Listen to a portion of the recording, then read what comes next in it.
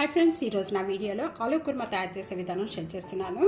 ఇది రోటీ చపాతీ పుల్కా non rice లోకి చాలా టేస్ట్ గా ఉంటుంది। తప్పకుండా ఇదే విధంగా ట్రై చేసి మీకు ఎలా ఉంది అనేది కామెంట్స్ లో తెలియజేయండి। సబ్స్క్రైబ్ చేయడం మర్చిపోతే ఫ్యామిలీతో ఫ్రెండ్స్ తో షేర్ చేస్తుండండి, వీడియోని లైక్ చేస్తూ ఉండండి। हाई फ्रेंड्स नमस्ते, वेलकम टू आनू'स किचन। ఎంతో టేస్ట్ గా ఉండే ఆలూ కుర్మా తయారు చేసే విధానం షేర్ చేస్తున్నాను। ఆలూ కుర్మా తయారు చేసుకోవడానికి ముందుగా బాగా క్లీన్ చేసుకున్న బంగాళదుంపలను కుక్కర్ లో వేసేసేయాలండి। అదే కనుక పెద్ద సైజ్ అయితే బంగాళదుంపలు హాఫ్ గా కట్ చేసుకొని వేసుకోవాలి। ఈ విధంగా మీడియం సైజ్ బంగాళదుంపలు అయితే డైరెక్ట్ గా వేసుకొని ఉడికించుకోవచ్చు। బంగాళదుంపలు మునిగేంత వరకు కూడా వాటర్ పోసేసుకొని ఒక 4 విజిల్స్ వచ్చే వరకు కూడా కుక్ చేసుకోవాలి। ఇలా కుక్ చేసుకున్న బంగాళదుంపలన్నీ కూడా పైన అనేది ఈ విధంగా చెక్కు తీసేసుకొని సైడ్ పెట్టేసుకుందాం। బంగాళదుంపని ఈ విధంగా చెక్కు తీసేసుకొని సైడ్ పెట్టేద్దాం।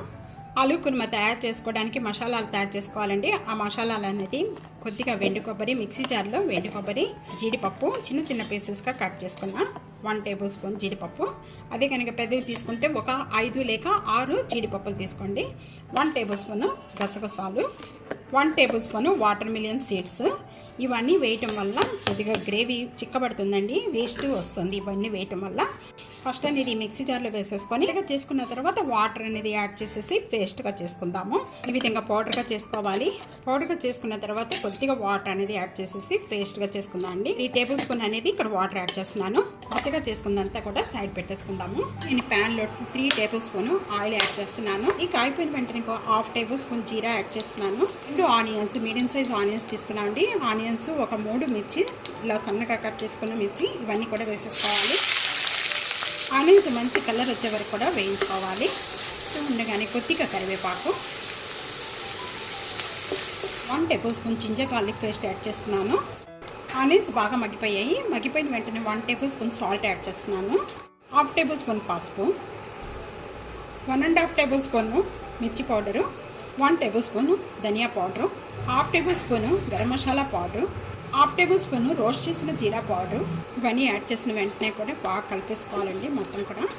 ఇక్కడ ముందుగా మనం మిక్సీ జార్లో వేసుకున్న ఈ జీడిపప్పు పేస్ట్ అంతా కూడా యాడ్ చేసేస్తున్నాను। పోసేసుకొని మిక్సీ జార్లో ఇదంతా కూడా దీంతో యాడ్ చేసేసుకోవాలండి। ఇక్కడ ఒకసారి బాగా కలిపేసేసుకొని మూత పెట్టేసేసుకొని ఒక 5 మినిట్స్ వరకు కూడా గ్రేవీ అంతా కూడా చిక్కపడే వరకు కూడా మగ్గించేసుకోవాలి। మధ్య మధ్యలో కొద్దిగా ఓపెన్ చేస్తూ కలుపుకుంటూ ఉండాలండి।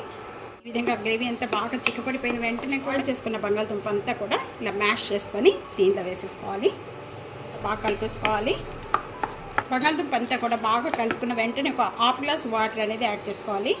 1 మినిట్ వరకు కూడా మూత పెట్టేసేసుకొని మగ్గించేసుకోవాలి।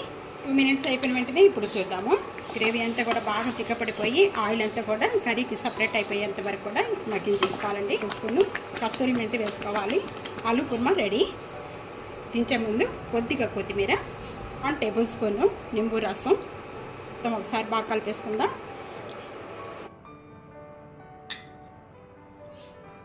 ఆలూ కుర్మా రెడీ అయిపోయింది। తప్పకుండా ఇదే విధంగా ట్రై చేసి మీకు ఎలా ఉందనేది కామెంట్స్లో తెలియజేయండి। సబ్స్క్రైబ్ చేయడం మర్చిపోతే ఫ్యామిలీతో ఫ్రెండ్స్తో షేర్ చేస్తుండండి, వీడియోని లైక్ చేస్తూ ఉండండి। Thank you for watching.